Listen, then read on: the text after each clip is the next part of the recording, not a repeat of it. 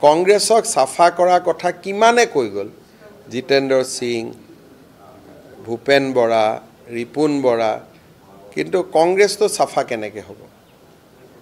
কাৰণ তাতে গান্ধী ফেমিলি আটাইতকৈ লেতেৰাটো তাত সোমাই আছে যদি সোৰ্সটোৱে অপবিত্ৰ হয় তাৰ পৰাটো অপবিত্ৰ পানীয়েটো ওলাই থাকিব নহয় গতিকে সোৰ্সটো কাৰেক্ট কৰিব লাগিব যিদিনাখন কংগ্ৰেছে কংগ্ৰেছৰ পৰা গান্ধী ফেমিলিক আঁতৰাই দিব সিদিনাখন কংগ্ৰেছত অলপমান পবিত্ৰতা হয়তো আহিব পাৰে আৰু গান্ধী ফেমিলি কিয় অপবিত্ৰ এই বিষয়ে মই যোৱা এক মাহত বহুত কেইটা টুইট কৰিছোঁ কেনেকৈ আমাক চিকেন নেকত থৈ গ'ল কেনেকৈ অসমখনক বিদেশীৰ গৰাহত থৈ গ'ল গোটেই কথাবিলাক কাশ্মীৰৰ ঘটনাৰ পৰা আৰম্ভ কৰি কিমান অপবিত্ৰ তাক আমি যোৱা কেইদিনত বহুত আলোচনা হৈ আছে গতিকে সোৰ্সটো নিকা কৰিব লাগিব যিদিনাখন কংগ্ৰেছে গান্ধী ফেমিলি কংগ্ৰেছৰ পৰা আঁতৰাই দিয়ে